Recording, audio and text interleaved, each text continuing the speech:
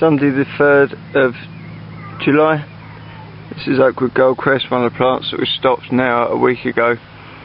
And just to show that really there's some good small shoots, but they're nice and strong coming from the cutbacks.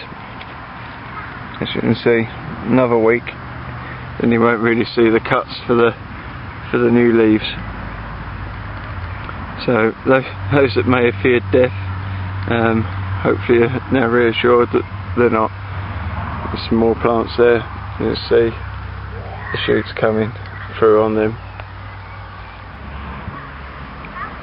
Hillcrest Candy. Again, these were only done on Wednesday, and the shoots signs of growth are starting to come. I mean, it takes a little while because obviously these stems that we're cutting down to have no lateral shoots in them at all. They're just little pips in the leaf, which is the idea. You know, we've got 4 weeks or so, near 5, before we really want to start seeing buds. And the whole point of doing the double stop is that you're getting clean stops. You're not stopping to a 3-inch shoot that's already developed. There's another plant there, and you can just see the pips in there, and that's all we want. Hopefully they get away. Had another feed today, another gallon of high nitrogen per plant, which was the lawn food at double strength. So that was a gallon on Wednesday and a gallon today. Now there's the plants that are ready to be done next Wednesday, just to get a stagger into them of the candy. With the feeds, I'm not suggesting that anyone rushes out there and starts doing the same. It's just that this is a video about what I do, not necessarily what people should do. You've got to be careful if you start throwing that sort of quantity of food around. I know it works for me with what I do and the methods I use on my ground. You could have all sorts of funny things going on to your flowers if you just start pumping the food in without knowing what the end result's going to be. Wednesday the 6th of July. It's now time to do the other half of the plants that I've left.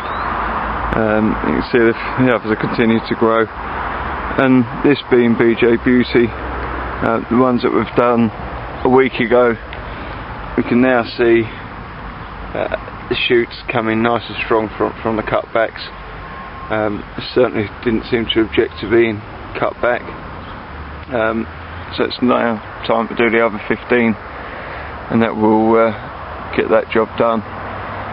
It's quite nice when it is, because you know from there on it's the only way is up. I seem to sort of take 2 steps forward and 1 step back at this stage of the year, building the plant up and then chopping it back. But when it's all done, you can sort of rest assured that you're going to be there or thereabouts for your timing, and you can really concentrate on building up these shoots, which are going to be your final flowering shoots. Now, just to show you on the miniatures, and to cover one more point on feeding that I obviously missed, this is Rycroft Jan there and there. They're yet to be done as far as cutting back. That will be done again today. So we've staggered the 50 plants that I've got of this over a week or so.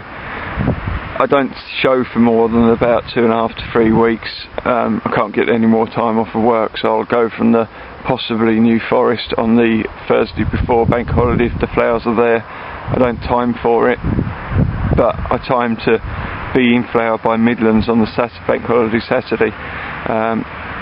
Give or take a couple of days, I may have a cut and I'll go. So these have been cut back, not cut back.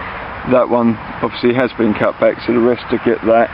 And again, there's others that haven't and ones that have, so they'll all be balanced up today.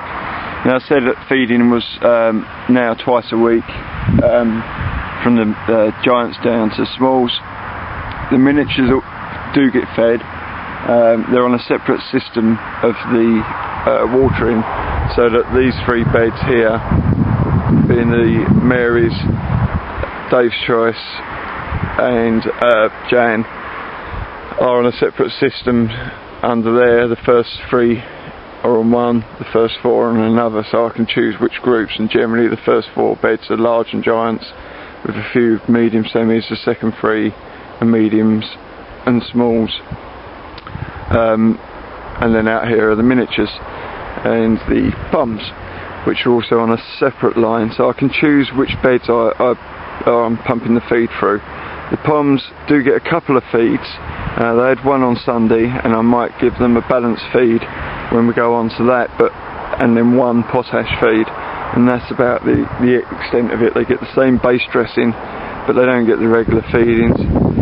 Now with the miniatures, these 2 particularly being smaller varieties and ones that I feel need growing and growing well, they get a feed every other, so they're still getting a gallon per plant per week, but they're not getting 2. If you overfeed on these miniatures, 1, they'll be oversized, 2, they could be pretty coarse. The downside is I've got the Marys on the same drip lines, and I struggle with keeping that down to size. Even at 16 up, I get more oversized than under, and I'm going to have to work a way now of separating it out so I don't give those a feed every week, because I think otherwise I'll end up with small balls again and not being classified or dual classified. It's classified a miniature, so oversized blooms are of no use to anyone. So I do feed miniatures, I do feed the pums, but in lesser degrees. The miniatures are still really getting what I would say is a decent feed, weekly, 1 gallon per plant, at double packet strength. So I don't avoid them. I know a lot of people do. I've won the miniature ball national championship. I've had best vases of balling show and decking show from these. So I can't be doing anything too far wrong with it, but again, that's for me, on my plants, on my ground. Right, just so I can use 2 hands and show you quite how easy it is. Just doing the last plants of the Winholm Diane for the last stop, and it is as simple as it looks generally, rather than trying to film with one hand and cut with the other. So we've got the plant here, and you know, these shoots are forming buds. We've left them alone for a while, and generally when you look at it, 1, 2, 3, 4, 5 and a couple of bits, probably 6 down there. So straight away we just take the odd ones out,